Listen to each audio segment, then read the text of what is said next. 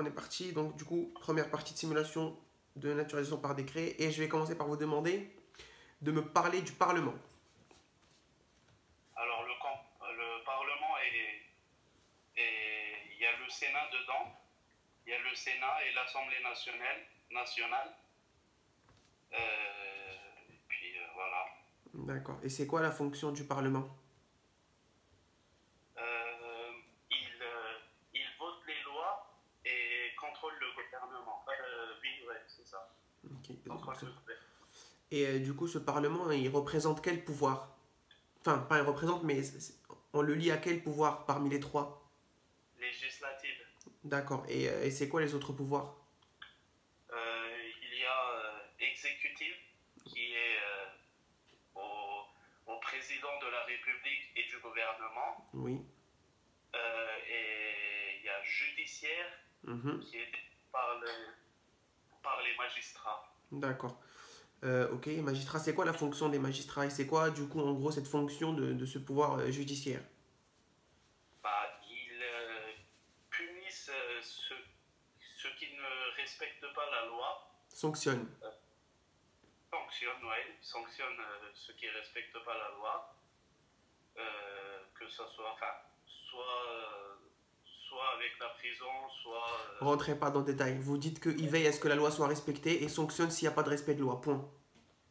Ok, c'est leur fonction. Parce que si vous rentrez à dire c'est quoi la peine de prison, c'est quoi l'amende, machin bidule, après vous n'allez pas savoir répondre. Juste dites, il veille à ce que ce soit respecté et quand c'est pas respecté, il y a sanction par les magistrats. D'accord. Ok, c'est quoi la fonction de l'exécutif, du pouvoir exécutif? C'est de... comment on va dire ça? C'est de pas guider, mais... Enfin, conduire. Conduire la politique de la nation. Exactement. Et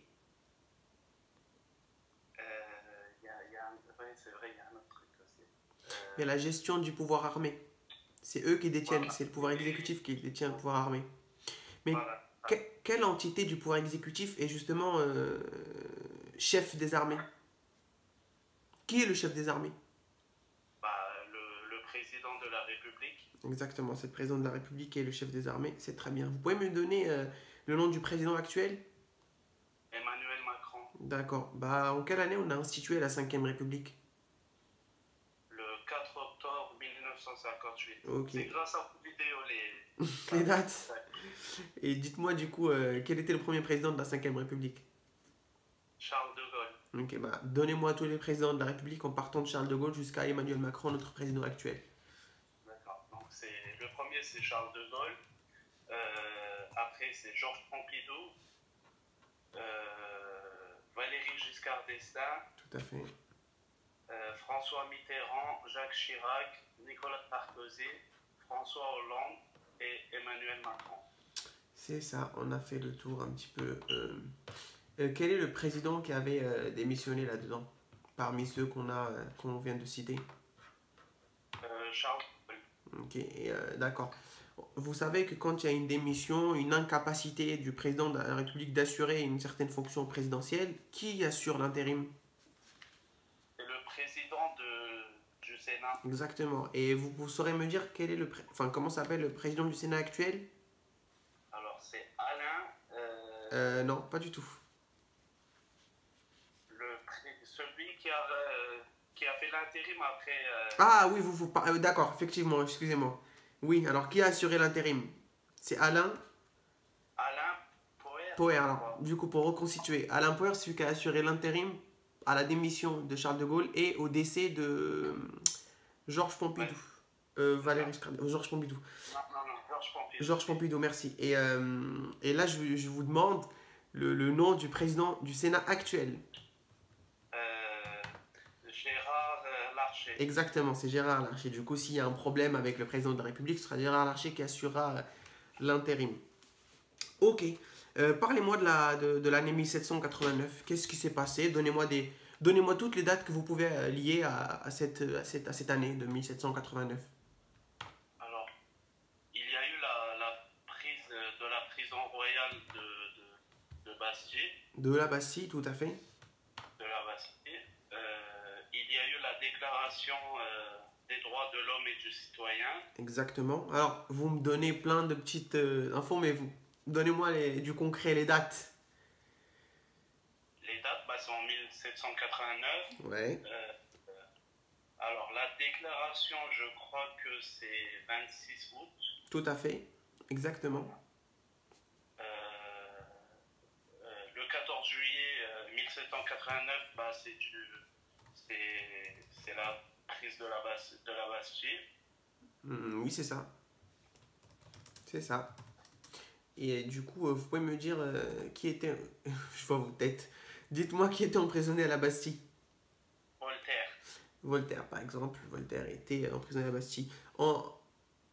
Si je vous dis la nuit du 4 août 1789, vous saurez me dire c'est quoi ou pas? Le 4 août 1789. Non. Je sais c'est quoi, je sais ce qu'il y a eu, mais là, ça me revient pas. C'est l'abolition des privilèges. Voilà, c'est ça. C'est l'abolition des privilèges. C'est pas grave. Hein. Bon, il y a 36 millions de chances. Il y a 36 000 sur je ne sais pas combien de chances que vous ne tombiez pas dessus. Hein. Donc, voilà, c'est vraiment très, très détaillé. Du coup, on parlait du 14 juillet. Vous pouvez me dire, ça correspond à quoi le 14 juillet, hormis le fait que c'est la prise de la Bastille? Oui, alors, effectivement. Mais dans quelle catégorie on le met? Le 14 juillet avec plein d'autres choses. Je sais que c'est la fête nationale. Exactement. Et Des exemples non, du temps de maintenant. Non, maintenant, là, quand on met le 14 juillet avec plein d'autres choses dans une catégorie de choses. C'est de célébrer la révolution de Non, 1780. je pense que vous allez jamais me comprendre. Je veux que vous me disiez que le 14 juillet, c'est aussi un symbole de la France. D'accord. Okay, oui. C'est cette catégorie-là que je visais. Du coup, à côté du 14 juillet, d'abord, qu'est-ce que ça signifie cette prise de la Bastille? En un seul mot. Quand on prend une prison, qu'est-ce que cela symbolise? La fin de la monarchie absolue. Oui et non, mais il y a quelque chose d'encore de plus tapant. On libère quelque chose de prison. Qu'est-ce que ça signifie? Qu'est-ce que ça symbolise? On libère les gens qui ont...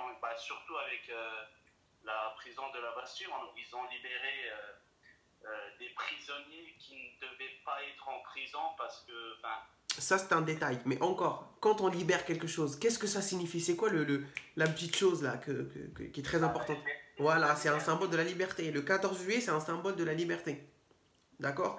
Et c'est également la fin de la monarchie absolue, comme vous le dites, et le début de la Révolution française. Ok? Pour certains auteurs, hein, parce qu'on n'est jamais d'accord sur la date du début. Mais certains disent que c'est le 14 juillet. Ok? On a dit du coup que le 14 juillet, c'est un symbole.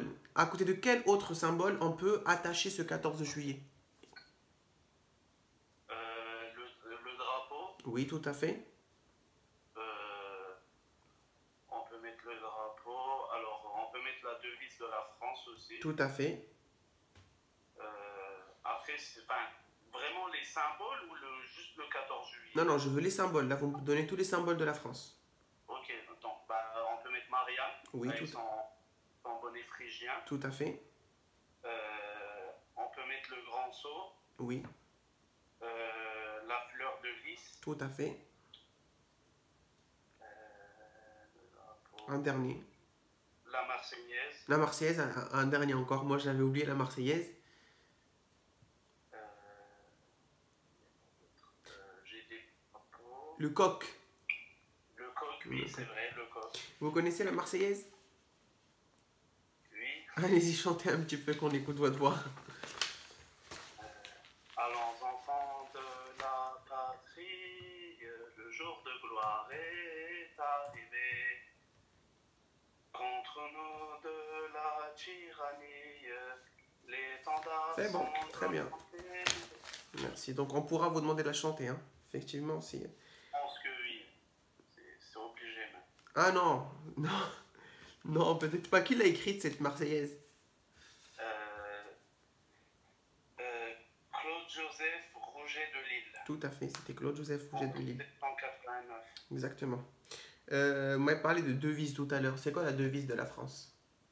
Liberté, égalité et fraternité. D'accord. Vous pouvez me définir chacun de ces termes-là? Oui.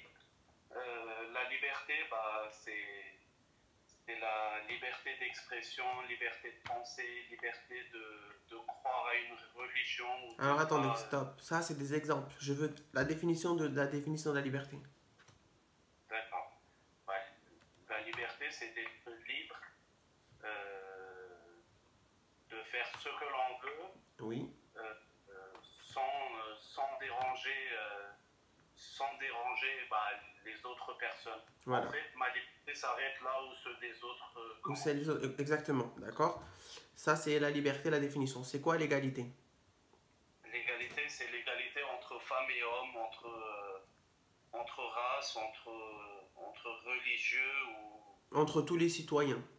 entre tous les Sans citoyens. distinction. D'accord. La réponse, c'est le fait que tous les citoyens soient égaux devant la loi. C'est l'égalité devant la loi, attention. Hein. D'accord. C'est quoi la fraternité? La fraternité, c'est de vivre ensemble entre citoyens.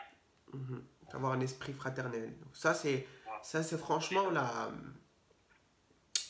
c'est la valeur qui n'a pas de définition fixe. On peut vraiment raconter notre vie dessus. On peut dire c'est le fait d'être bénévole dans une association, d'aider autrui, machin. On donne des exemples. Il n'y a pas de définition fixe, d'accord?